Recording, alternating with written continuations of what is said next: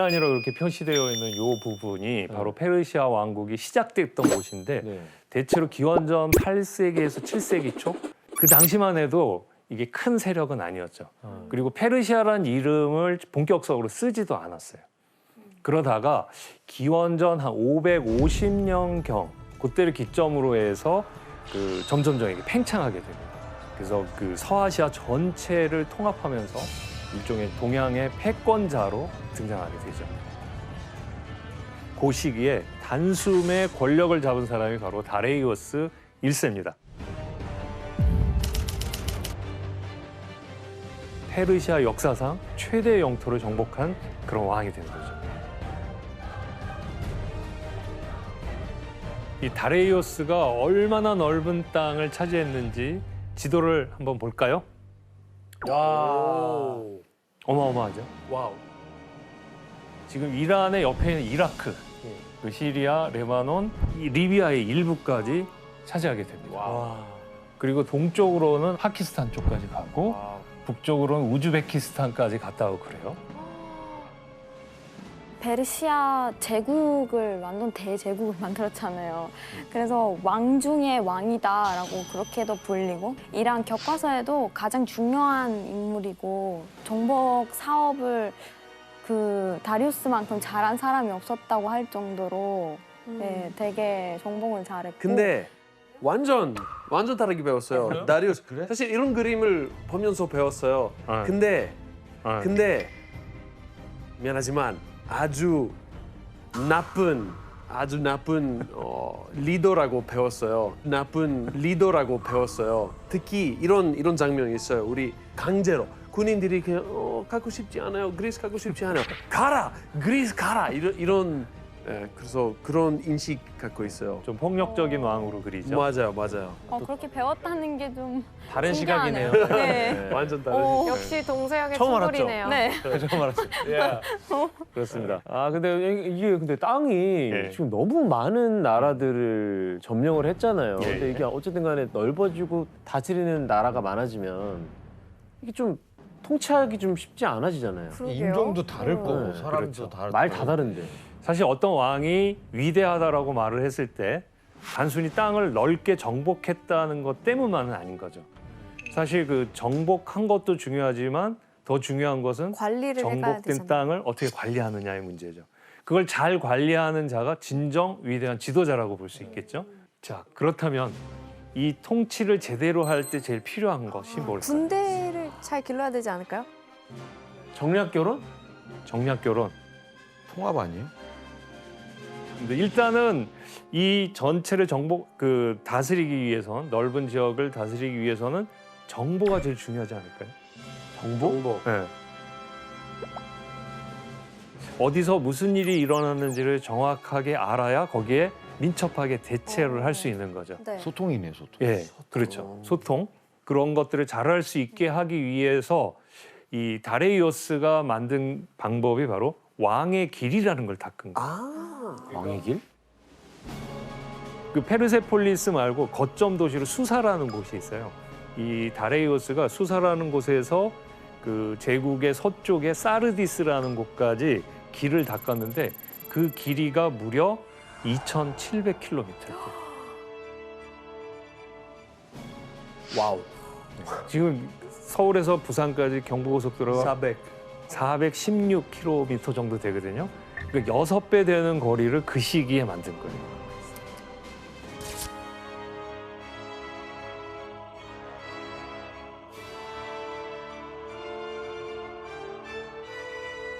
내가 필요한 곳에 사신을 또는 나의 그 측근을 빨리 보내서 그쪽에 무슨 일이 일어났는지 정보를 가져오고 거기에 맞는 대책을 빨리 보낼 수 있게. 통신 시스템이네요. 그렇죠. 통신 시스템을 만든 거죠. 야, 그때 당시에 그걸 어떻게 알아냈대? 그래서 그들을 뭐라 그랬냐면 왕의 귀, 왕의 눈이라고 그랬어요. 정확하게 정보를 취합하고 가져올 수 있게 하는 이런 거죠. 지금으로 따지면 랜선 깔았네. 그렇죠. 그런 셈이죠. 그리고 페르시아 문명이 얼마나 발달했는지 볼 수 있는 유물, 이게 사진으로 좀 준비가 되어 있는데 한번 보실까요? 궁금하다. 와.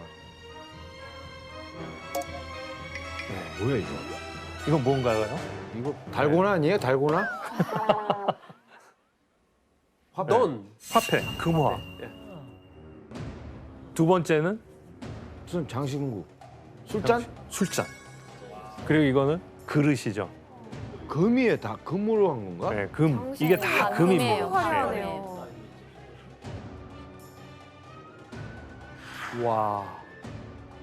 페르시아 장난 아니에요. 물론 이거는 아주 상류층 왕족이 썼겠지만 다 금으로. 이런 것들을 금으로 만들 수 있을 정도로 굉장히 부가 많았던 거죠. 아 지금 저거 하나만 있어도. 근데 이때 그 페르시아의 황금 만드는 수준이 순도 95% 이상을 만들 수 있을 정도였대요. 네. 대단하다. 상당한 기술력을 말하는 거라고 할 수 있고요. 첫 번째 본 거 있죠. 동전, 화폐. 금화. 네.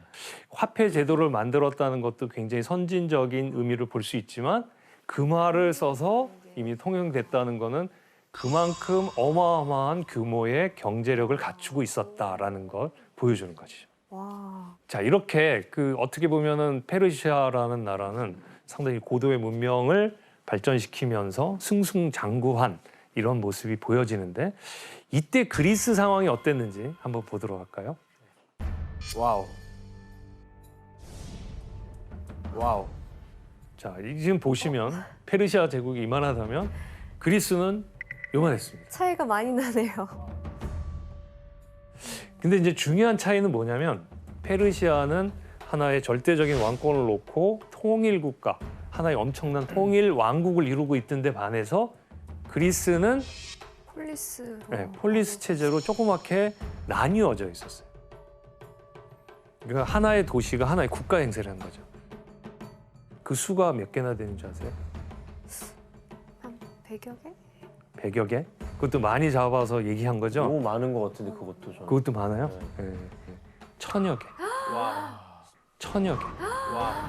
스파르타 같은 게 1000개 있었다고요? 네. 마을마다 그러니까- 국가였네요. 네, 그냥 마을이 국가였던 거예요. 그러니까 얘네들은 하나의 통일 국가를 이루어야 된다는 생각도 없었고 우리가 한 민족, 한 나라라는 생각도 전혀 없이 살고 있었던 거예요. 그럼 페르시아에 비해서 힘이 약할 수밖에 없을 것 같은데요? 그렇죠. 자, 이런 상황에서 자, 이렇게 점점점 서쪽으로 팽창하게 되면 어떤 일이 벌어질까요? 부딪히죠. 그리스와 부딪히죠. 충돌. 어디랑? 그리스. 그리스랑. 이때 부딪혔을 때 이 그리스에 여기 수많은 그 식민 도시들이 있다고 그랬잖아요. 페르시아와 어떤 관계를 맺을까요? 협력해야죠 그러면. 약간 뭐 그러면은 조공을 바친다? 그렇죠. 조공을 바치고 그 필요한 때 있으면 그 군사를 보내주고 그러면 페르시아는 어떤 걸 대가로 줄까요? 지배 안 하는. 예, 폭력적으로 안정. 부수지 않고 안정되게 해주고 다른 데서 침략했을 때 보호막이 돼주는 거예요. 이거 서로 좋은 거죠. 이제 이러고 있었어요. 그런데 어떤 일이 벌어지냐면 이들 가운데서 이제 반란의 세력이 생기는 겁니다. 기원전 499년쯤에 이쪽에 밀레토스라는 조그만 도시가 하나 있었어요. 그런데 여기 낙소스 섬이라고 하나 있죠. 이 낙소스의 권력 투쟁이 있었는데 밀레토스의 참주가 이 사르디스로 가서 그 다리우스 동생에게 도와달라고 그랬어요. 그랬더니 배를 200척을 보내줬어요. 그런데 실패한 거예요. 그러니까 이 참주가 책임 추궁을 당하고 쫓겨날 판이 된 거예요. 그러니까 여러분 같으면 어떻게 하겠어요? 일단 저쪽으로 붙어야죠. 붙어야죠. 이쪽에 있는 이오니아 도시들과 반란을 획책해요. 그 반란을 획책하는 과정에서 얘가 가만 안 있겠죠, 페르시아는. 군대를 보내니까 그 당시에 가장 강력한 나라 두 곳, 아테네와 스파르타예요. 이쪽에 도움을 요청했어요. 스파르타가 뭐라고 그랬을까요? 도와줘야죠. 어떻게 하겠어요? 안 도와주지. 그러니까 안 도와줬을 것 같아요. 왜요? 왜냐면 우리한테 피해 보는 게 없으니까. 저기 페르시아가 우리에게 직접적으로 아무것도 안 했어. 그리고 스파르타는 보니까 너무 먼 거예요. 그래서 많은 그 병력이 나라를 비우고 떠나 있기가 좀 어려운 상황이었어요. 그래서 거부를 해요. 우리 안 가. 반면 아테네는 도와줘야지 이러는 거예요. 그리고 아테네 요 위쪽에 에레트리아라고 하는 조그만 도시가 있었는데 요 두 도시가 이쪽을 도와줘요. 그래서 밀레토스 쪽에 가고 사르디스까지 가서 사르디스에 있는 그 페르시아의 왕궁에 불을 질러요. 페르시아 가만히 있지 않겠네요. 가만히 안 있겠죠. 결국 대패하고 도망와요. 그리고 이쪽의 반란 세력들은 어떻게 됐을까요? 네, 협상이고 뭐고 없고 이제 네. 니네는 맞아. 진압이 크게 됐겠네요. 당했을 것 같은데. 네, 크게 당했습니다. 네.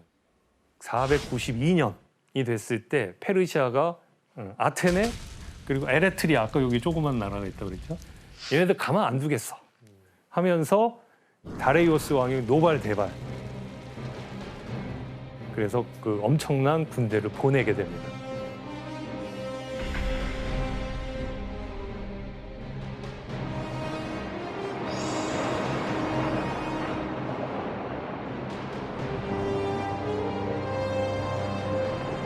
근데 어떤 일이 벌어지냐면 이쪽 아토스 곳이라는 곳에서 갑자기 폭풍을 넣어요. 아이고. 그래서 그 전함들의 대부분이 침몰해요. 아테네 가보지도 못하고요. 네, 가보지도 못하고.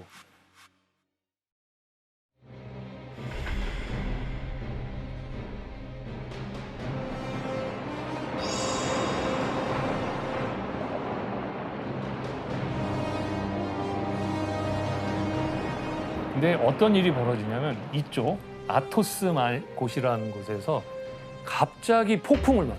아이고. 그래서 그 전함들의 대부분이 침몰해요. 아테네 가보지도 못하고요. 네, 가보지도 못하고. 그러니까 다레이오스가 어떤 생각을 했냐면 우리가 비록 원정은 실패했지만 그리스인들에게 페르시아가 얼마나 강한지는 확실히 심어줬다. 네. 그러니까 이번엔 이제 사신을 보내보자. 그래가지고 사신들을 각 도시들에게 보내는 거예요.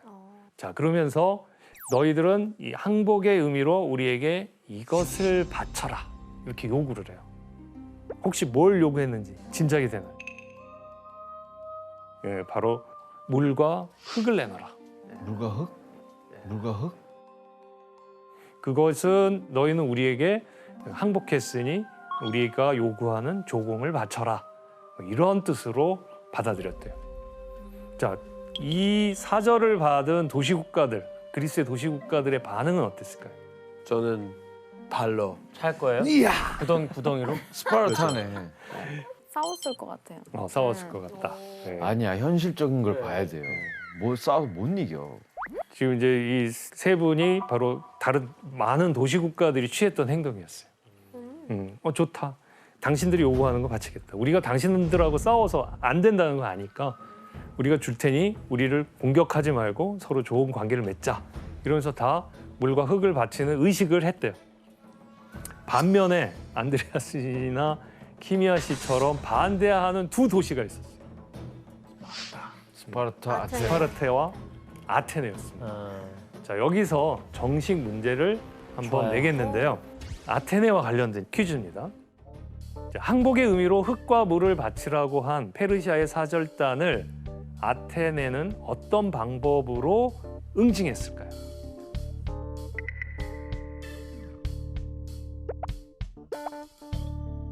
정답. 예, 규현 씨. 눈이랑 음. 막 다 파버려서 보냈을 것 같아. 와우. 땡이지. 너무 잔인했어. 너무 잘했어. 예. 정답. 예. 흙과 물을 네. 이게 역이용하는 거죠. 그래서 흙과 물을 섞으면 진흙이 되잖아요. 예. 진흙으로 사절단을 그냥 매장하는 거예요. 생매장. 매장하는 거예요. 생매장. 생매장이요? 그게 더 잔인하지 않아요? 잔인하죠. 둘 다. 둘 다. 예, 일단 거절하고 응징하는 것까지는 맞았는데 방법은 그게 아니었습니다. 안드레 씨 알 것 같아. 네, 안드레아스 씨. 아테네는 그 미준주의잖아요. 네. 그래서 민주주의의 상징을 그 올리브 나무 잎이지 않을까 싶어요. 그래서 그런 올리브 나무 잎 준 것 같아요. 너무 좋아할 것 같은데? 좋아할 것 같아요. 더 좋은 걸 줬는데? 굴복할 마음이 없다. 그럼 우리는 그렇죠. 민주주의 나라다. 우리 민주주의다. 우리 자유. 너무 천사적인 행동인데. 예, 약간 약간 비슷한 점이 들어가 있지만 오답입니다. 그러니까 제가 여기서 뭘 강조하고 싶냐면 민주정의 방식을 취했어요. 그리고 흙과 물로 어떻게 한 게 아니고 그게 그러니까 사절단을 가만두진 않았을 거야. 네? 네, 혜성 씨. 다수결의 원칙으로 투표를 통해서 처형시킨다. 처형시킨다. 정답입니다. 네. 그 재판을 열어가지고 죽일지 살릴지. 네. 그래서 페르시아 사절들이 와갖고 니네들 흙과 물을 내놔라. 그랬을 때 야 이거 우리가 어떻게 해야 될지 우리끼리 한번 결정을 하자. 그러면서 재판을 열었고 그 판결이 사형이었어요. 그 사형시켰죠. 자, 어쨌든 이렇게 해갖고 아테네에 보내졌던 페르시아의 사절들이 죽었다는 소식이 다리우스 왕에게 당연히 전달됐겠죠. 모바일 대발했겠네. 예, 다리우스 왕 어떻게 했을까요? 바로 가죠. 예, 가자. 그래서 대규모 함대를 이끌고 아테네로 향한 겁니다. 이렇게 해서 그야말로 동서양의 패권 전쟁이라고도 말할 수 있는 그리스와 페르시아 전쟁이 정말 본격적으로 시작됩니다.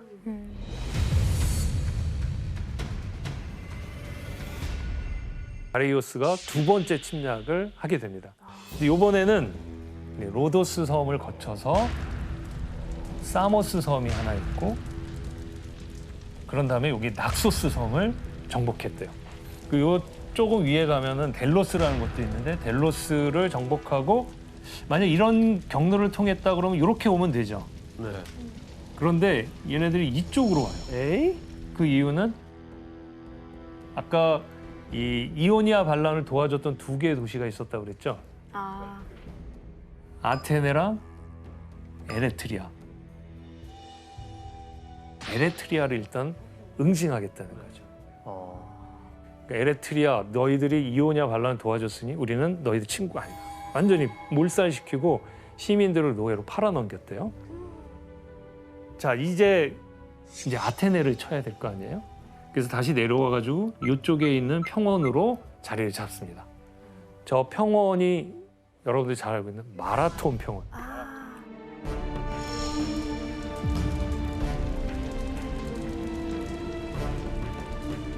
자 이제 아테네인들이 여기로 가겠죠. 그리고 이 출정하기로 결정을 하게끔 이 여론을 주도한 사람이 있었는데 바로 그 사람이 아테네가 배출한 최고의 장군 중에 하나인 밀티아데스라는 사람입니다.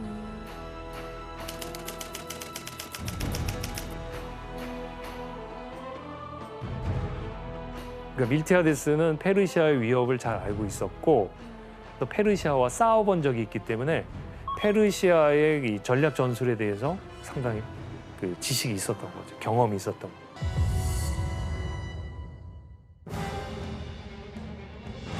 그리스군과 페르시아군의 결정적인 차이를 말해라 그러면 이렇게 얘기할 수 있어요. 그리스 연합군의 대부분은 중무장 보병이었어요. 그러니까 방패라든가 투구라든가 이런 이 갑옷이 상당히 단단해서 전체 무게가 한 33kg. 와우. 그리스는 산간 지역이 워낙 많아서 좁은 지역에서 싸우기 때문에 탄탄하게 움직이면 돼요. 반면에 페르시아는 경무장 보병이에요. 보면 방패가 일단 없죠. 네, 그리고 화살을 들고 있어요. 갑옷 자체가 없는 것 같아 페르시아 군들은. 네, 얘네들은 원래 넓은 평원에서 싸웠기 때문에 기동성이 굉장히 중요했던 거예요. 이걸 알고 있는 밀티아데스가 거기에 최적화된 전략을 짠 거죠.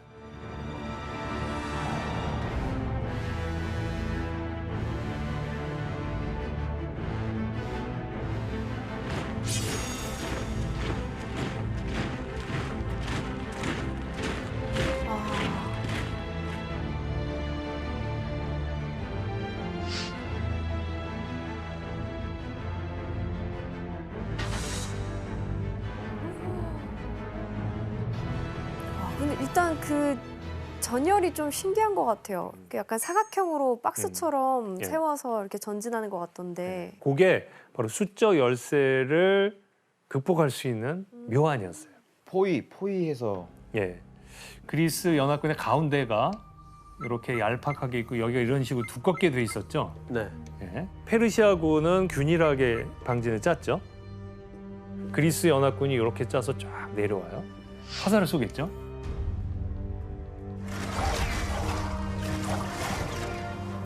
뚫리나 중무장이. 예. 근데 얘네들이 갑자기 빠른 속도로 뛴 거예요. 왜 뛰었을까?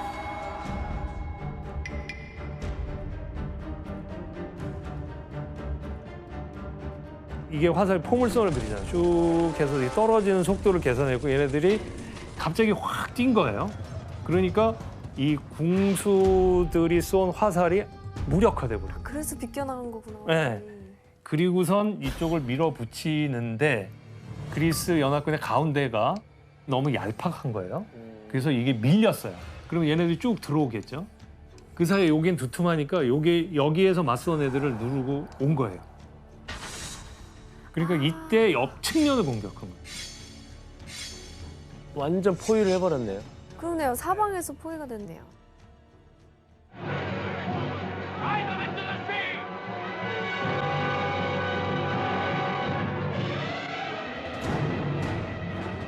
그러면서 밀티아데스가 페르시아 대군을 압도한 거죠.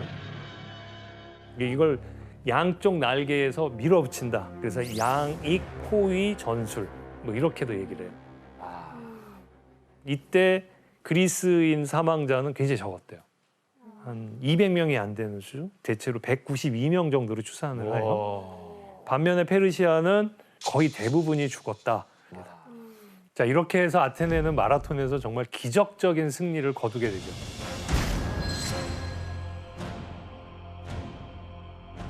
그렇다면 이 패배한 페르시아, 과연 그리스 정복 전쟁을 멈췄을까요?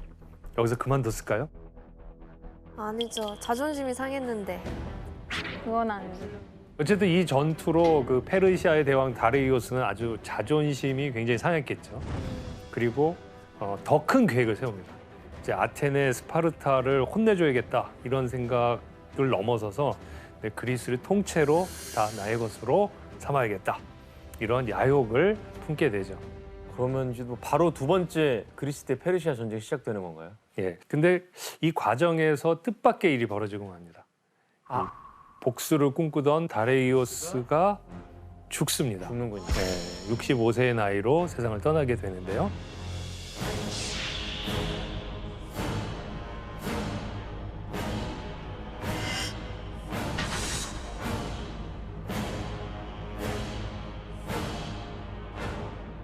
다레이오스 왕의 아들 크세르크세스. 이 사람은 아무튼 우리 머릿속에서는 영화 300 때문에 상당히 오해를 받고 있죠. 맞아요. 예. 크세르크세스는 아버지의 뜻을 받들어서 그리스의 원정을 이어나가게 되죠. 490년에 마라톤 전투가 있었다고 그랬죠. 그로부터 10년 후인 480년에 크세르크세스는 내가 직접 가겠다. 내가 직접 대군을 이끌고 그리스를 완전히 정복하겠다. 이런 모습으로 나가게 됩니다. 그러면 이제 자기가 더 위대하다는 걸 보여주기 위해서는 더 넓은 지역을 정복해야 되는 그런 목표가 설정이 되겠죠. 그래서 페르시아는 칠 준비를 하고 그리스는 여기에 대해서 맞설 준비를 하게 됩니다.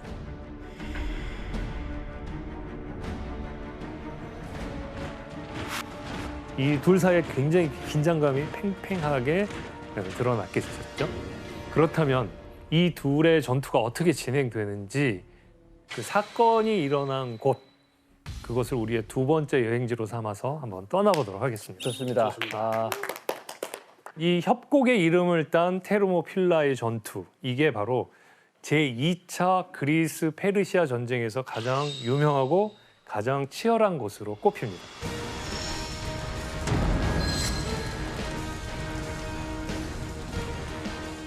페르시아의 왕 크세르크세스는 그야말로 만반의 전투 준비를 갖춰서 그리스를 향해 가게 됩니다.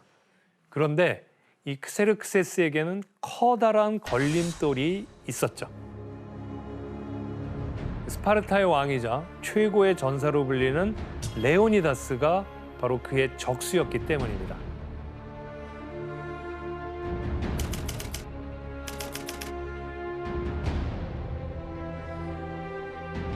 약간 신처럼 표현이 돼 있네요. 예.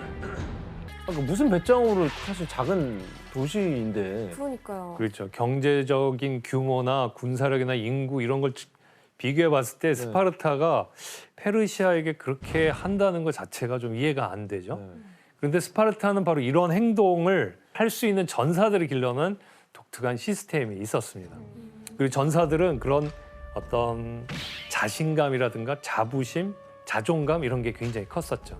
하나 일례를 들어보면은 과거에 그 페르시아가 그리고 그리스 도시 국가들에게 사절단을 보내서 흙과 물을 바치라는 최후 통첩을 했을 때 아테네와 스파르타만 거부했다고 그랬었죠. 아까 아테네는 어떻게 거부했다고 그랬죠? 재판을 열어서 사형을 가했죠. 스파르타에도 사절을 보냈는데 스파르타에서도 거부를 해요. 어떤 상황이죠? 사신을 뭐 네, 저기에 있는 잡혀 있는 사람이 사신이겠죠. 물과 흙을 달라 항복의 표시로. 그러자 스파르타인들의 반응은 물 먹으러 물을 가. 주마 해서 물에 그냥 우물에 넣어버린 거 아니에요? 그렇죠. 그러니까 우물 속으로 던져버렸대죠. 그 영화에선 발로 차는 걸로 나오죠. This is Sparta. 이때 스파르타인들은 그 사절단에게 무슨 말을 했대요. 어떤 말을 했는지 규현 씨가 한번 읽어주실까요? 흙과 물을 달라 했소? 그 안에 얼마든지 있으니 실컷 가져가시오. This is Sparta! 정말 전면 특허예요, 이 발차기로. 화끈하네요, 정말. 스파르타의 패기 같은 게 잘 느껴지죠. 자, 이 이게 그 페르시아와 그 레오니다스가 이끄는 스파르타의 대결, 이건 정말 말씀대로 다윗과 골리앗의 싸움만큼 이 전력 차이가 엄청나게 컸죠. 그렇지만 레오니다스는 불굴의 의지를 가지고 300명을 데리고 그 페르시아를 막기로 합니다. 그리고 죽음을 각오한 전투를 치르기로 결심을 하게 됩니다. 근데 스파르타는 그러니까 무슨 배짱으로 사실 작은 도시인데 그러니까요. 그렇죠. 경제적인 규모나 군사력이나 인구 이런 걸 비교해 봤을 때 스파르타가 페르시아에게 그렇게 한다는 것 자체가 좀 이해가 안 되죠. 그런데 스파르타는 바로 이런 행동을 할 수 있는 전사들을 길러는 독특한 시스템이 있었습니다. 그리고 전사들은 그런 어떤 자신감이라든가 자부심, 자존감 이런 게 굉장히 컸었죠. 하나 일례를 들어보면은 우리는 이제 그리스 전체의 최고신 그러면 누구라고 볼 수 있죠? 제우스. 네, 제우스. 제우스의 자손 중에 스파르타가 자신들의 수호 영웅처럼 최고 선조로 섬겼던 영웅이 하나 있습니다. 헤라클레스 아닌가요? 네, 맞습니다. 네. 괴물을 무찌른 헤라클레스. 사실 이 헤라클레스는 제우스의 아들이기도 하면서 아들 중에서도 여럿이 있지만 신들의 전쟁에 참여한 유일한 인간이기도 합니다. 이런 점에서 보면 영웅 중에 영웅, 인간 중에 인간이라 할 수 있고 그런 헤라클레스를 그 스파르타인들은 자신들의 조상으로 생각했던 겁니다. 그리고 그런 상황 속에서 굉장히 그 기형적인 사회 구조를 갖게 됩니다.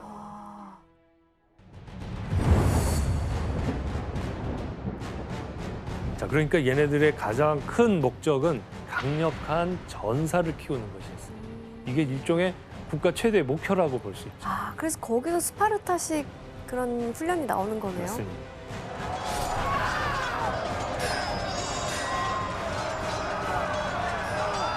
이런 일도 있었어요. 아이가 태어나자마자 얘가 나중에 큰 훌륭한 전사가 될 수 있나 없나 이런 자질을 판단했대요. 자, 그림으로 이제 그려진 게 있는데 한번 보실까요? 자, 어떤 장면인 것 같습니까? 저기 왼쪽에 한 네. 남자가 약간 울고 있는 것 같이 고개를 저쪽에. 숙이고 있네요. 예. 무슨 아이를 검사받듯이. 네. 맞아요. 이 아이가 정말로 전사로 자랄 만한 조건을 갖고 있는지 아닌지 그걸 태어나자마자 이렇게 검사를 받았대요. 우는 거 보니까 뭐 탈락했나 보네. 아니 그래서 네. 그 적합하지 않다고 판정이 되면 어떻게 되는데요? 탈락한 아이가 어떻게 될까요? 설마 죽이진 않겠죠?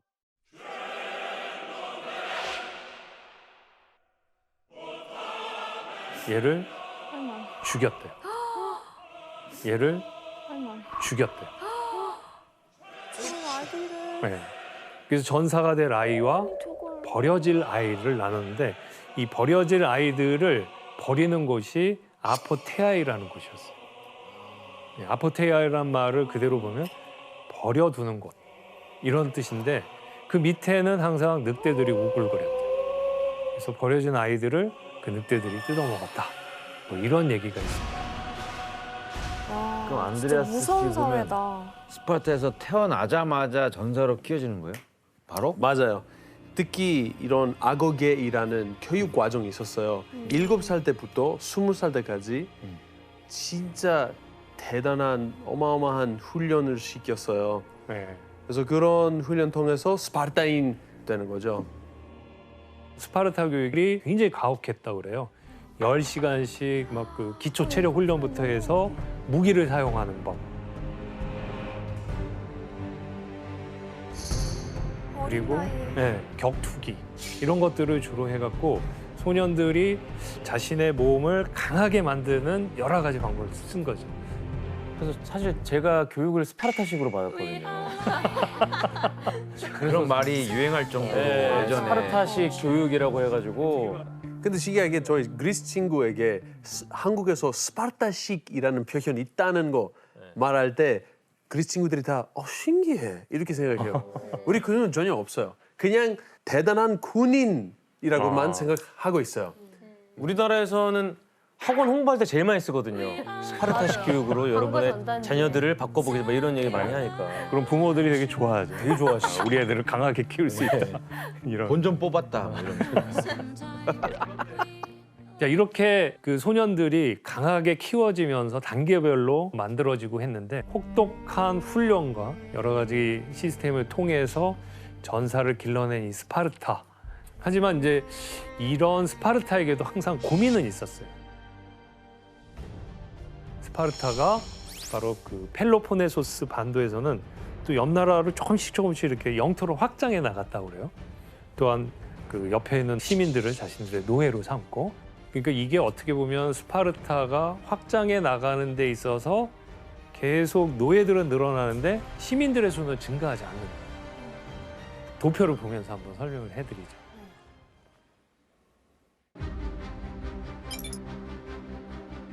지금 이 구조를 보시면 노예가 굉장히 많죠. 네, 헤일로타이라고 불리는 이 노예들이 인구의 절반 이상을 차지했어요. 62.5%라고 나왔는데 그리고 페리 오이코이라고 이제 이름 붙이는 반노예 상태에 있는 일종의 같이 사는 동거민족, 동거인 이렇게 얘기할 수 있어요. 그리고 스파르타의 시민이라고 하는 사람은 굉장히 적죠. 6.2%면 전체 인구의 10%가 되지 안 않는 되네요. 거죠. 네. 그러니까 이 소수의 상류층이 예. 사회를 이끌어가는 좀 폐쇄적인 사회 구조인 거네요. 그렇죠. 이제 그런 점에서 스파르타의 고민이 커졌는데 스파르타가 영토를 조금씩 확장하면서 늘어나는 노예 계급을 견제할 방법을 또 생각해냈겠죠. 그 방법이 뭔지 한번 이걸 또 퀴즈를 통해서 한번 살펴보도록 하겠습니다. 스파르타에서는 노예 계급을 견제하는 방법이자 이걸 또 군인들의 훈련법으로 사용한 게 있는데 이것이 무엇일까요? 노예를 견제. 잔인한가요, 혹시? 굉장히 잔인합니다. 잔인해요? 예. 정답. 그 노예분들을 이렇게 엎드려서 인간 다리를 만들게 한 다음에 그 위에를 막 다니면서 군인들이 훈련을 해요.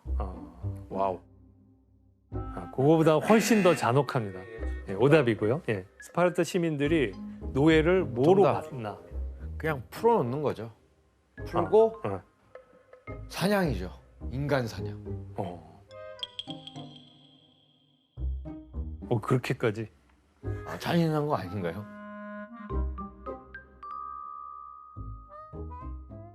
정답입니다. 와우.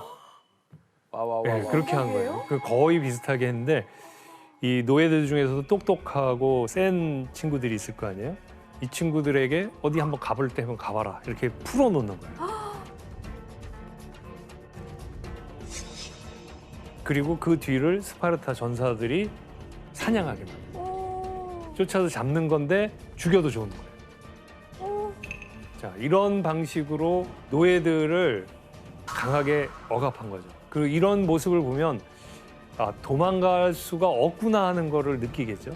저항할 수 없구나 하는 걸 노예들에게는 공포심을 심어주고 이런 방식으로 전사들을 훈련시켰다 이렇게 볼 수 있습니다.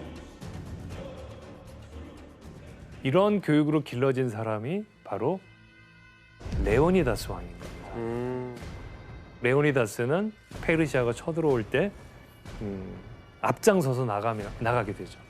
다시 말하면 그리스 전체의 운명이 달린 전투 앞에 이 레오니다스가 던져진 것이죠. 그리고 이제 출정을 앞두고 나와 함께 떠날 자를 고르게 되죠. 그 수가 300이었습니다.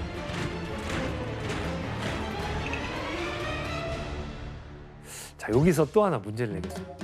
레오니다스 왕은 페르시아 전쟁에 투입할 300명의 전사를 뽑기 위해 용맹과 결단력 그리고 이것을 선발 기준으로 삼았는데요. 무엇일까요? 애가 많은 거지. 얘 하나 죽었다고 내가 슬퍼할 일이 아닌 거야. 얘네 나라는. 그러니까 얘가 죽으면 다음 아들이 뭐 일을 대신해 줄 수 있고 또 다른 전사를 또 내가 낳으면 되는 거고 뭐 이런 개념인 거지. 답을 정확하게 말씀하시면 모르겠어요. 지금 어떻게 내용을 정리될지 모르겠어요. 정리하시면 되잖아요. 지금 내용을. 지원 씨가 얘기한 거에 답이 거의 다 들어 있었어요. 그것만 정리로만 하면 돼요. 그러니까 정답. 네, 지원 씨. 그러니까 외아들이냐 아니냐는 거죠. 외아들이냐 아니냐. 그러니까 그 한 가정이 얘가 이 전사가 아닌데 가장일 수도 있는 거고 아들일 수도 있는 건데 이걸 어떻게 정리를 해야 되지? 정답. 네, 규현 씨. 대를 이을 아들이 있는 사람만? 정답입니다. 내가 다 해놓은 거. 야, 왜 이게 정리가 안 되지 나는?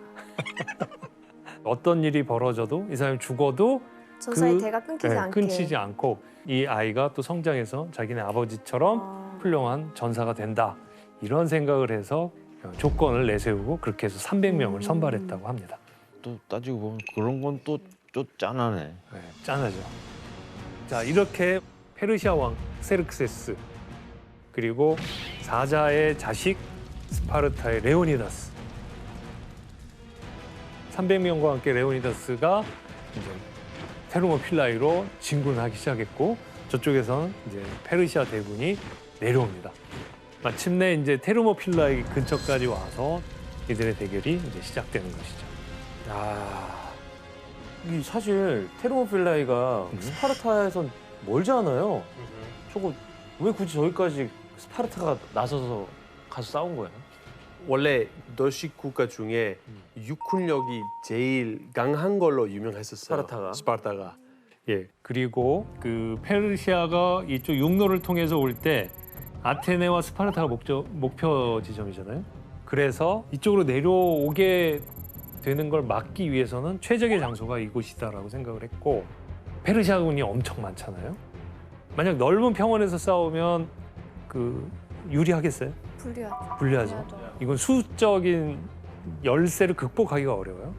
엄청 많은 대군을 적은 수가 막기 위해서는 좀 자기들에게 유리한 장소로 유인할 필요가 있었던 거죠. 테르모필라이가 바로 그런 지역이었습니다.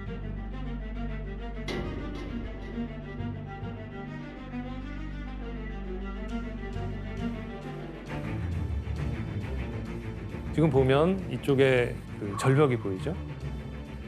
여길 벗어나더라도 저쪽은 바다가 돼 있어요. 길이라는 게 굉장히 좁아서 한 15m 정도밖에 안 됐다고 그래요. 좁은 협곡 같은 느낌이었네요.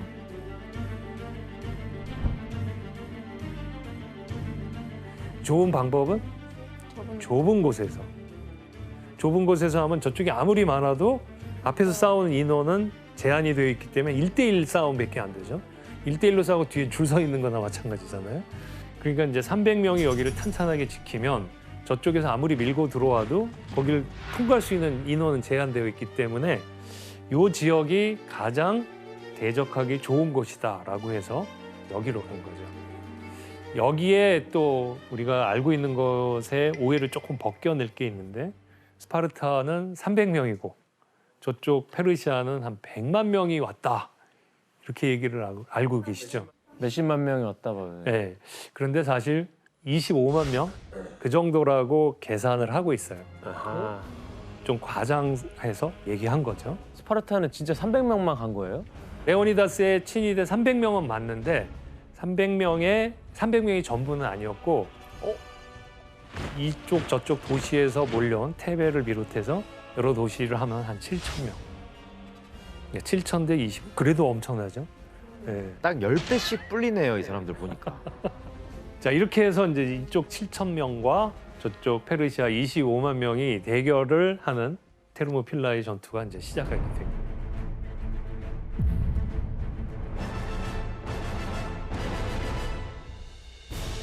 사실 그 크세르크세스가 그냥 쭉 밀고 가면 이길 거라고 생각했잖아요. 그럼에도 불구하고 이제 이 크세르크세스가 스파르타 쪽으로 사신을 하나 보내요. 방어군은 무기를 버리면 집으로 안전하게 돌아갈 수 있다. 페르시아의 친구라는 호칭도 얻게 된다. 이 호의를 받는 모든 그리스인들에게 크세르크세스 왕은 현재 그대들이 소유한 것 이상의 땅, 훨씬 양질의 땅을 제공할 것이다.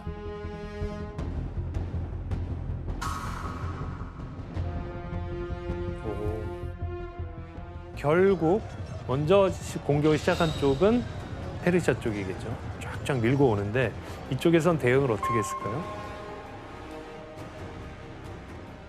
자, 여기에서 레오니다스가 취한 전술이 어떤 건지 한번 그림으로 확인을 해보도록 하겠습니다.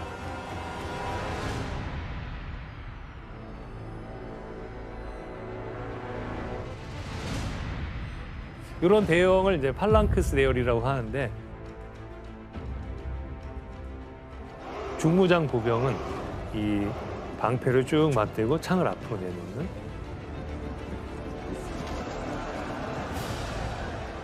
여기서 한 사람이 쓰러지면 뒤에 사람이 다시 딱 붙고 해서 계속적으로 앞면은 탄탄하게 방어가 되는 이런 방식이었고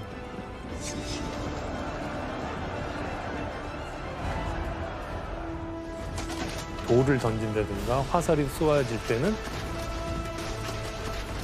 방패로 잘 막아내는 그런 방식으로 썼다고 합니다.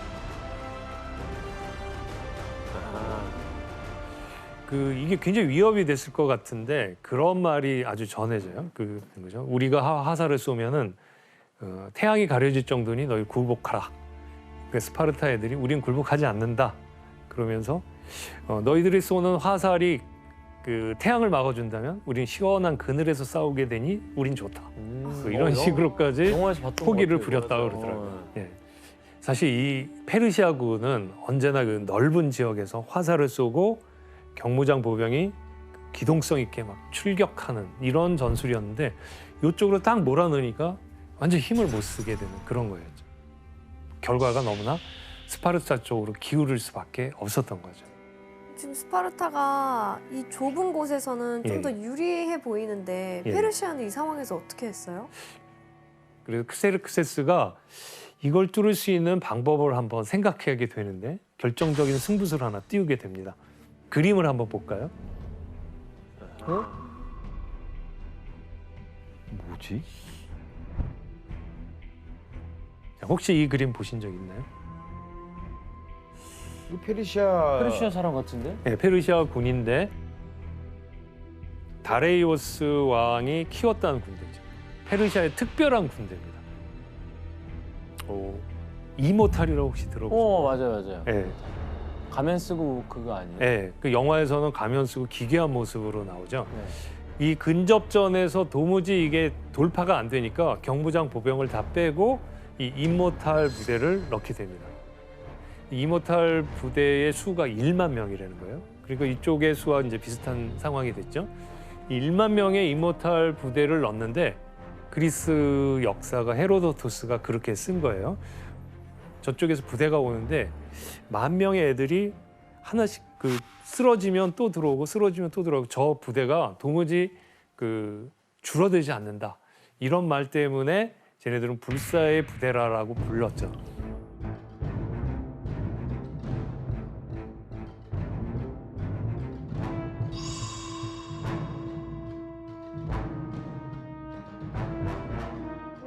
크셀크스 왕이 예. 이 이모탈, 이 불사부대에 대한 아주 그 신뢰가 엄청났겠네요. 그렇죠. 절대적인 신뢰를 보냈었죠. 예. 그런데 그 크세르크세스의 생각과는 달리 스파르타군과 막상 1대1 대결을 붙여보니까 그 위력을 발휘하지 못하는 거예요. 오히려 이 근접전에서는 역시 스파르타가 최고였고 그 스파르타를 뚫지 못했던 거죠. 그리고 그 스파르타는 네. 엄청나게 혹독한 훈련을 거쳤잖아요. 그렇죠. 예. 훈련의 결과이기도 하고 항상 이런 근접전을 염두에 두고 훈련을 받은 친구들과 넓은 평원에서 기동성을 발휘하는 그런 전사들과의 싸움은 근위대를 밀어붙였음에도 불구하고 결과가 너무나 스파르타 쪽으로 기울을 수밖에 없었던 거죠. 그런데 이 모습을 보고 있던 크세르크세스는 굉장히 화가 났겠죠. 그런데 화가 나 있는 크세르크세스를 한 사람이 찾아왔다 그럽니다.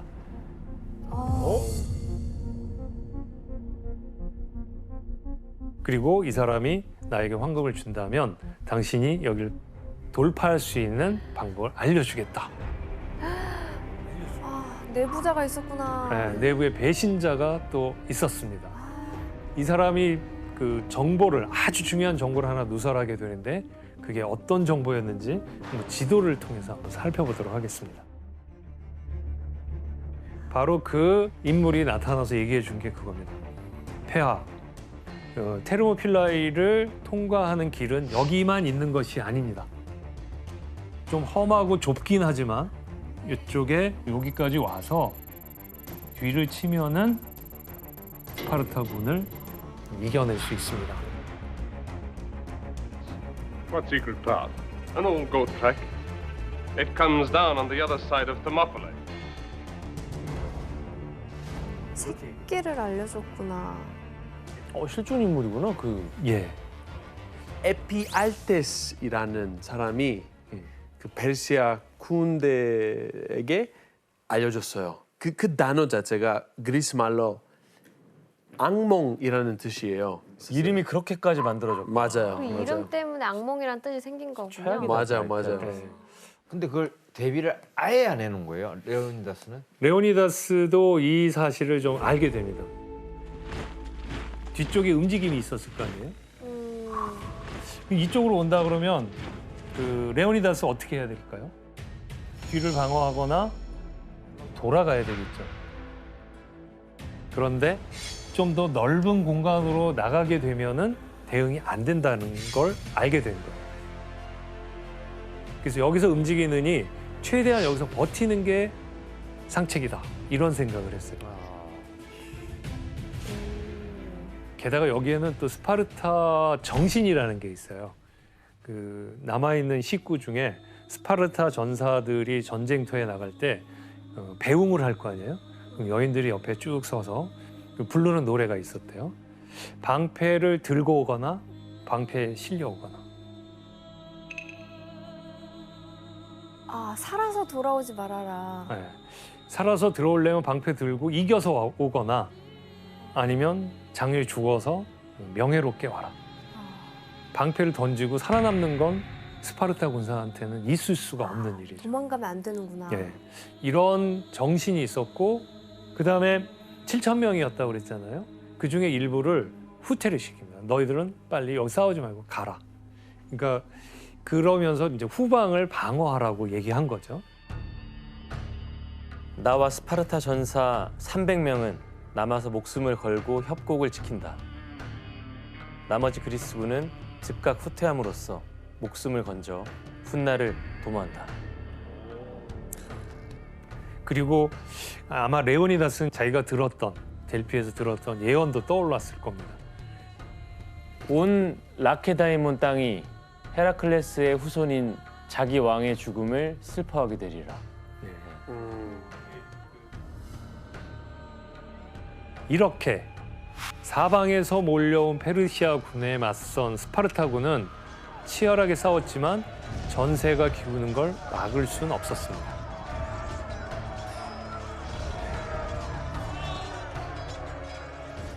협곡 위로 파사를 퍼부었고 게다가 전투 도중에 레오니다스 왕이 전사하고 말았죠.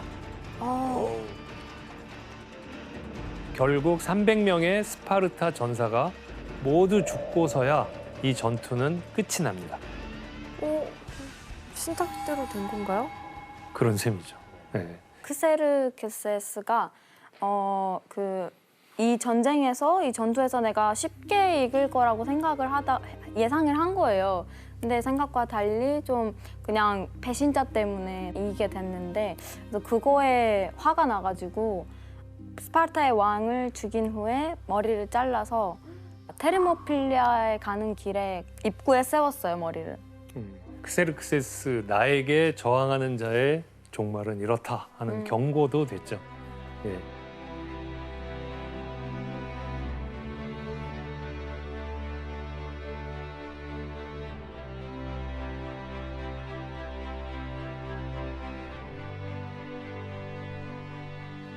자, 어쨌든 이렇게 해서 크세르크세스 입장에서는 돌파라고 승리를 거둔 거죠. 그다음 목적지가 어디겠습니까? 아테네로 내려가는 겁니다.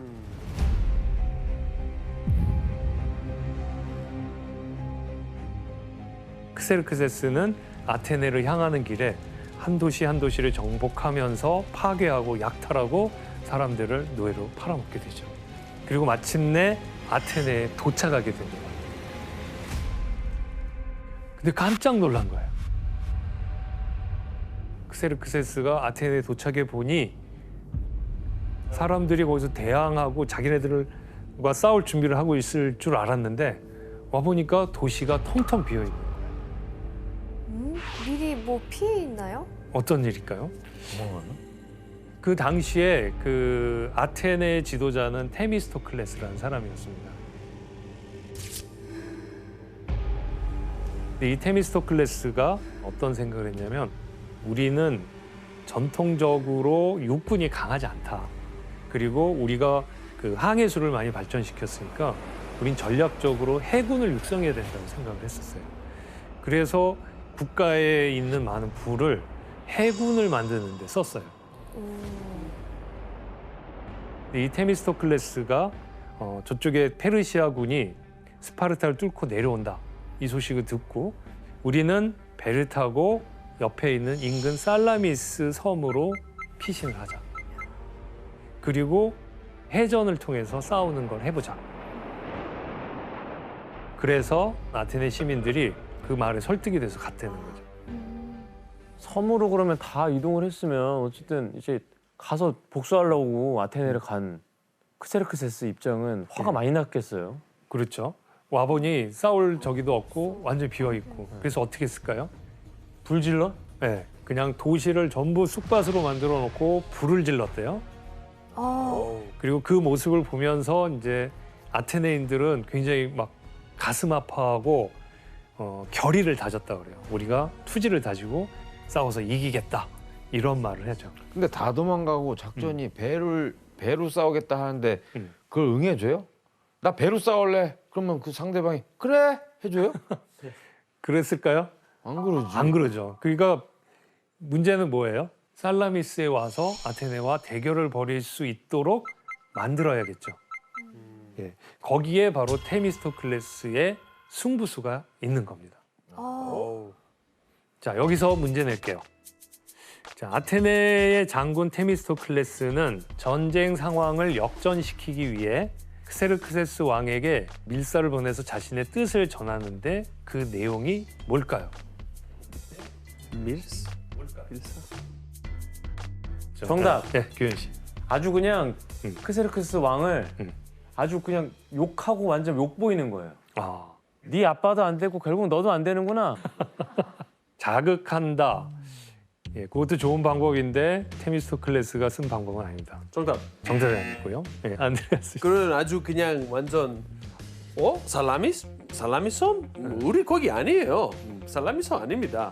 뭐 이런 얘기하면서 약간 흘리는 거야? 힘들죠. 여기 있는 거 아니야? 이거. 여기야 아니야. 살라미스 오지 마. 우리 여기 아니야. 이렇게. 그럼 더 가고 싶어지니까. 그렇죠. 그래서 더 가고 싶게 되는 거야. 오답입니다. 힌트는 거짓을 한 건 맞아요. 거짓말을 한 건. 전혀 힌트가 안 돼. 정답. 예, 혜성 씨. 거짓으로 충성을 맹세한다? 나 아테네 배신하겠다. 정답입니다. 오. 테미스토클레스가 뭐라고 했겠냐 이건데 내가 배신을 때릴 테니 내가 배신할 테니 네가 이쪽으로 오면 그리스군을 완전히 전멸시키도록 하자. 나는 아테네를 배신하고 크세르크세스에게 충성할 것이다. 지금 그리스군 내부는 완전히 분열되어 있다. 대부분 겁을 먹고 도망치려 하니 서둘러 그들을 공격해라. 공격이 시작되면 나는 내부에서 돕겠다. 이 페르시아인들은 그리스인들의 배신자를 여러 차례 경험을 했죠. 테르모필레아도 네, 테르모필라에서도 에피알테스가 있었고 그리고 이쪽에서도 보니까 또 배신자. 그러니까 의심을 하지 않고 물었겠네요. 네, 크세르크세스가 의심하기보다는 충분히 그럴 수 있는 친구다라고 여겼던 거죠.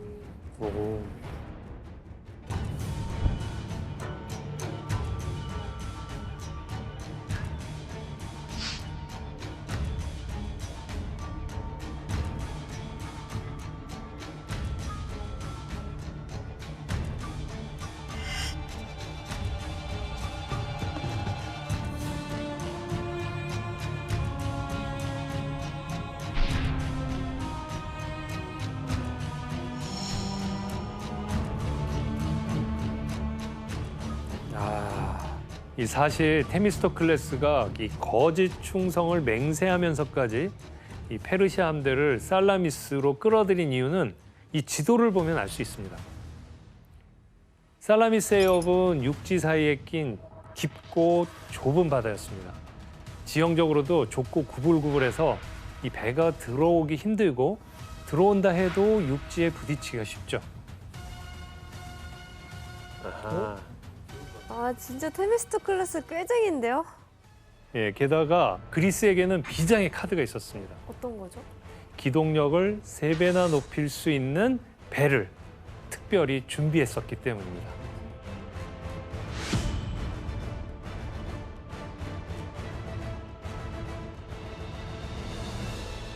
자, 어떤 특징이 있나요? 노가 3단으로. 예, 맞습니다. 그리스의 이 3단 노선이라고 할 수 있는데 이것의 가장 큰 특징은 이 층을 3개로 해가지고 각각 노수들이 배를 적게 하는 거였죠.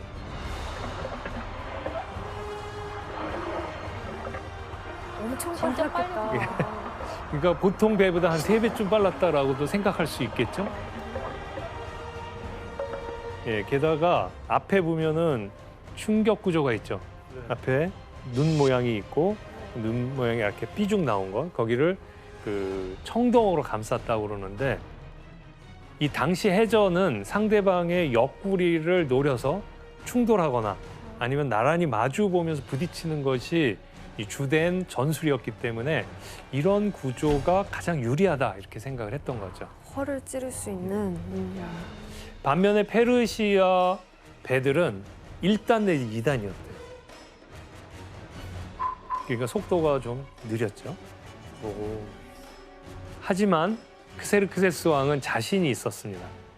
이 페르시아 함대에는 대략 1200척의 함선을 동원했다. 이런 얘기가 있고요. 반면에 그리스는 386척 정도밖에 안 됐다고 그럽니다.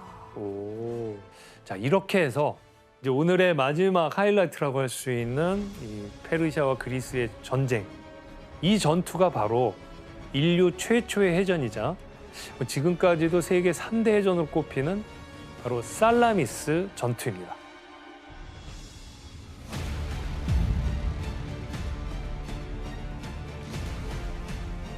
서로 전력을 쏟아부은 전투인 만큼 이 페르시아의 크세르크세스와 그리고 아테네의 테미스토클레스가 전의를 불태우고 있었습니다.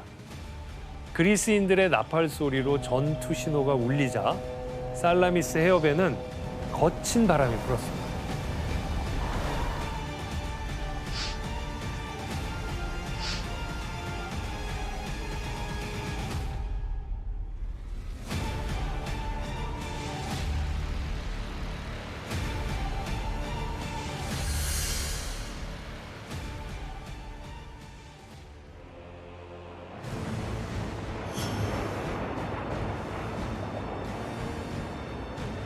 그런데 그리스 연합군 함선은 후진하면서 해안 쪽으로 뱃머리를 돌리기 시작했죠.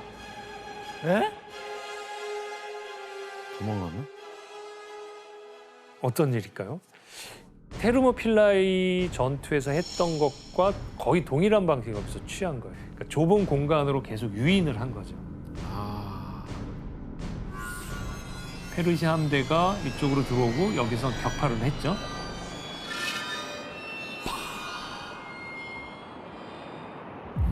그런데 이때 뒤에 있던 배들은 상황이 어떻게 돌아가는지 모르고 계속 또 올라간 거예요. 그런 와중에 여기서 기다리던 배들은 자기네들이 공을 세우기 위해서 계속적으로 또 들어간 거예요. 테미스토클레스의 함정에 빠진 거라고 볼 수 있죠. 계속 들어가고 또 격파되고 그러다 보니까 여기 앞부분에서는 그리스 배의 충돌에 의해서 침몰이 되고 아 뒤쪽에선 자기들끼리 엉킨 거예요? 네, 뒤쪽에서는 또 자기네들끼리 엉켜서 혼란스럽게 또 침몰이 되고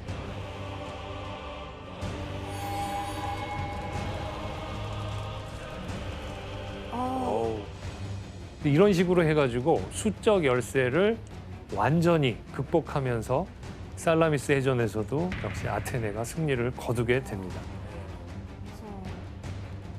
그리고 후대 화가들이 너무나 감격스러워하면서 그린 그림이 있는데 한번 또 보실까요?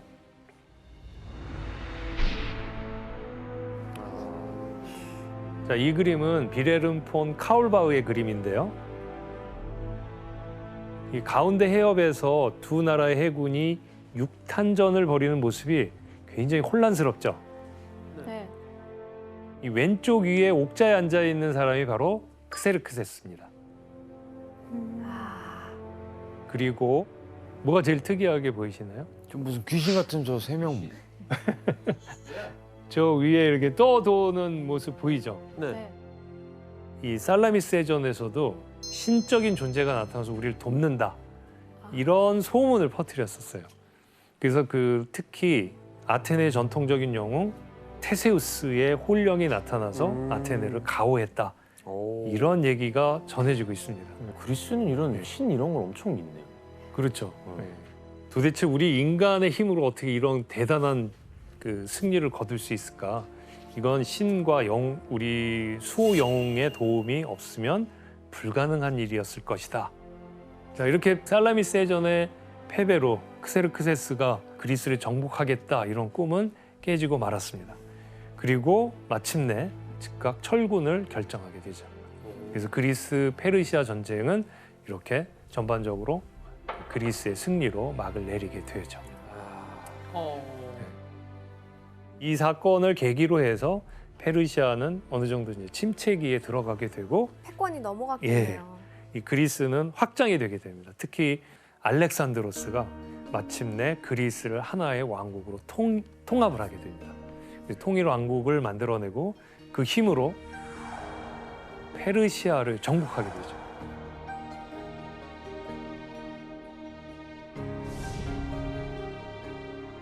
오스만 제국 이게 어떤 나라였나요?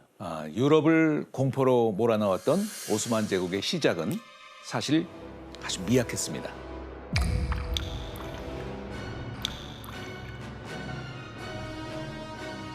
지금 이 보라색은 컨스탄티노플을 포함한 동로마 제국, 즉 비잔틴 제국이고요. 이 동그라미가 바로 오스만 제국의 모습이죠. 1299년 지금의 투르키의 땅에 한 켠에 세워진 아주 작은 나라였거든요. 하지만 유럽인들에게는 그 존재만으로도 매우 위협적이었습니다. 그 작은 나라가 이유가 뭘까요? 커피를 하도 먹어서요. 에너지가 너무 틀렸습니다. 많았어요. 그때 아직 없을 때 아닌가? 그때는.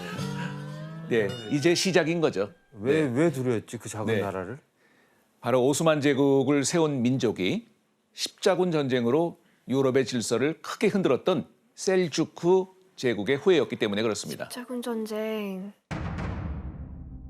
당시 유럽은 기독교 최고의 성지인 예루살렘을 차지하고 있던 셀주크 제국을 상대로 무려 200여 년간 9차례에 걸쳐서 이 성지 탈환을 시도를 했죠. 결국은 처참한 패배를 맞이하고 말았죠.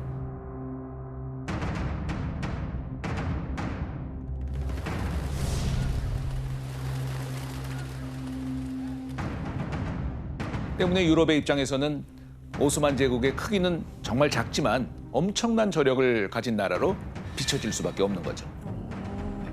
그리고 건국 후에 이 오스만 제국은 강력한 통치력을 바탕으로 빠르게 영토를 늘려갔고요.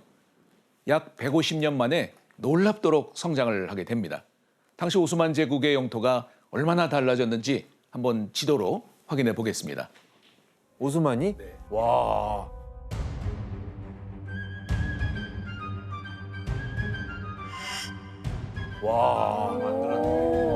비잔티움 제국은 엄청 작아졌네요. 다 먹혀버렸네. 예, 반대가 된 거죠. 결국은 이를 통해서 강력한 이 오스만 제국이라는 대제국으로 성장하게 된 계기가 된 것이죠. 교수님, 이 승승장구하던 오스만 제국의 다음 목적지는 어디였나요? 바로 비잔티움 제국의 수도인 컨스탄티노플이죠.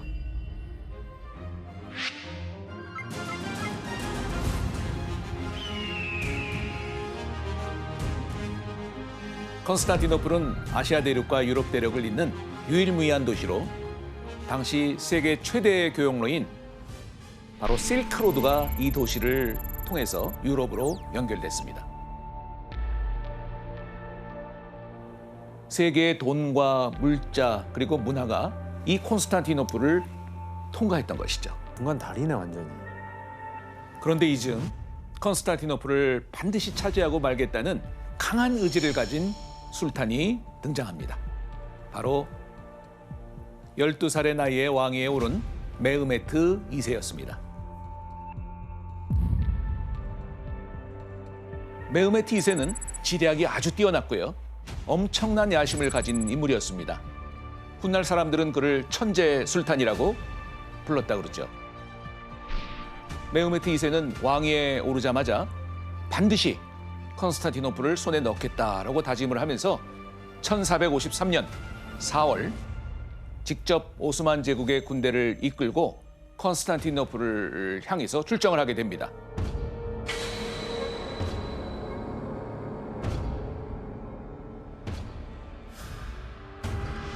당시 그가 이끄는 병력은 어마어마했는데요.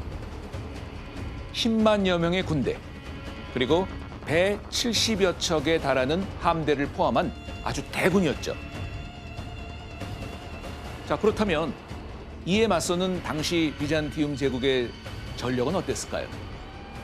비잔티움 제국에는 도시를 수비할 수 있는 병력이 고작 7천여 명밖에 되지 않았습니다. 차이가 많이 났네. 그러면은 뭐. 그러니까 오스만 제국의 10만 대군을 상대하기에는 턱없이 부족했다는 거죠. 하지만 비잔티움 제국에는 믿는 구석이 하나 있었습니다. 바로 컨스탄티노플이 누구도 침략하지 못한 천혜의 요새였다는 그 얘기이죠. 자, 어떤 지형인지 한번 확인해 볼까요?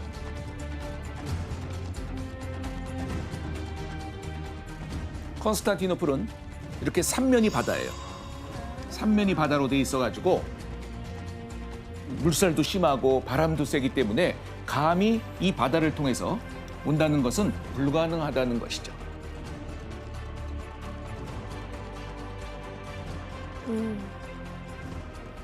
그래서 남은 공략지는 육지밖에 없었던 것이죠. 하지만 이것 역시 천년간에 아무도 뚫지 못했던 테오도시우스 성벽이 이 자리에 차지를 하고 있습니다. 와, 천년?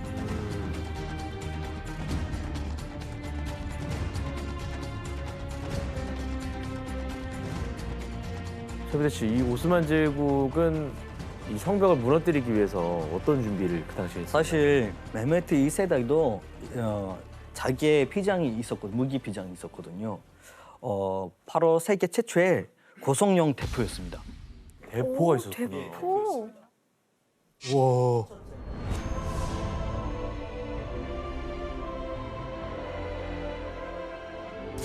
그 당시에는 최신 기술로 만들어졌던 대포였습니다. 보시다시피 길이만 해도 8m 정도 되고, 네, 무기는 거의 20톤 가까이입니다. 우와. 네, 그리고 대포 알은 450kg 정도 됩니다. 네, 그 대포 알을 1.5km 정도 멀리 날릴 수 있는 힘이 있었습니다. 그 당시에 그 정도 기술이 있었다고요? 네. 아, 오스만 제국 대단했네요. 아니 이 대포로 이제 저게 벽이 무너질 수밖에 없겠네요, 선생님. 그런데 사실 오스만 제국의 대포에 치명적인 단점이 하나 있었습니다. 뭐지? 대포를 한번 쏘면요. 다시 쏘는 데까지 시간이 너무 많이 걸린 운전 거예요. 시간이. 그래서 한 대당 하루에 7번만 발사할 수가 있었습니다. 야, 실수하면 안 되겠네. 저는 몰랐어요. 대포알이 성벽을 때릴 때마다 재빨리 성벽을 보강했기 때문에 야심차게 준비한 이 공성령의 대포는 전혀 쓸모가 없었게 되었죠. 하지만 메흐메트 2세는 여기서 그치지 않고 재빨리 또 다른 작전을 세우게 됩니다. 컨스탄티노플을 둘러싼 이 바다 가운데 유일하게 물살과 바람이 약한 곳이 하나 있었는데 여러분들 보시기에는 어디일까요? 여기 가운데 쪽 아니에요? 가운데 아니에요? 여기. 아 거기예요? 예, 여기입니다, 바로. 이 거기가 지역이 되게 세 보이는데 그림상으로는 여기는 뭐 물살이 가장 세고 바람도 심하였는데 여기는 만으로 들어가다 보니까 아주 약한 치명적인 곳이었습니다. 그렇게 되는구나. 여기 골든혼이라는 이름의 만이에요. 여기에 배가 들어오지 못하도록 철퇴를 그어버렸어요.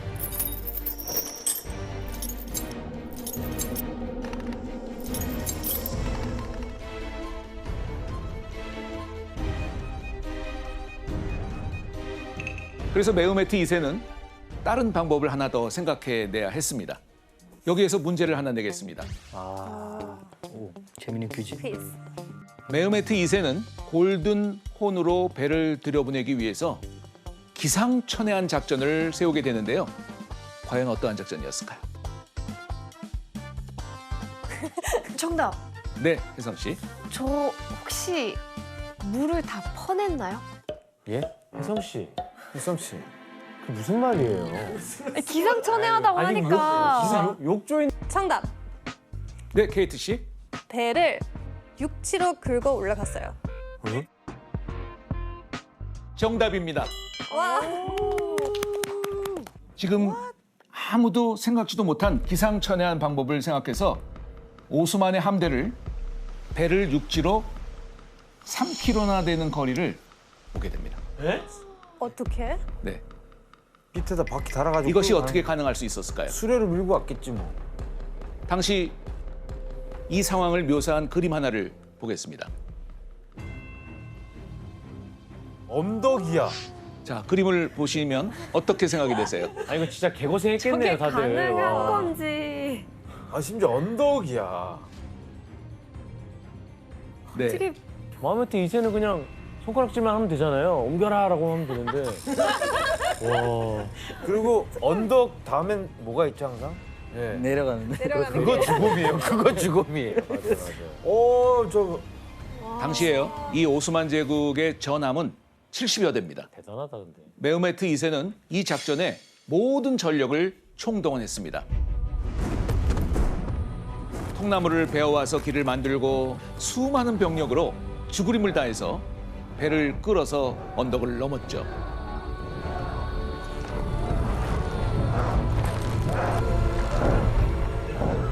이렇게 거대한 전함 70여 척이 언덕을 넘는데 얼마나 걸렸을까요?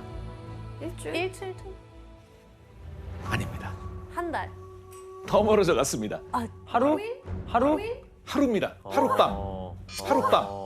하루만에 70여 척을 네, 하룻밤에 육지로 옮겼다고요? 언덕을 넘어서 골든혼의 바다 위에 띄어진 것이죠. 그리고 메흐메트 2세는 더 이상 시간을 끌지 않기 위해서 예니체리를 모조리 투입하게 됩니다.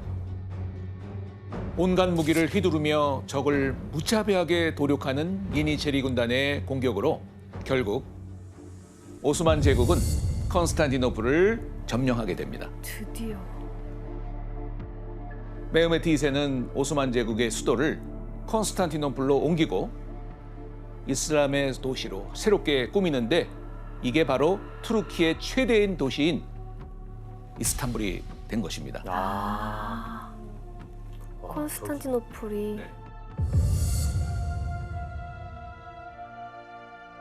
콘스탄티노플 함락이 유럽인들에게 얼마나 큰 충격을 준 거예요? 유럽에서는 이 사건을 엄청난 재앙으로 생각했어요. 재앙이요? 네.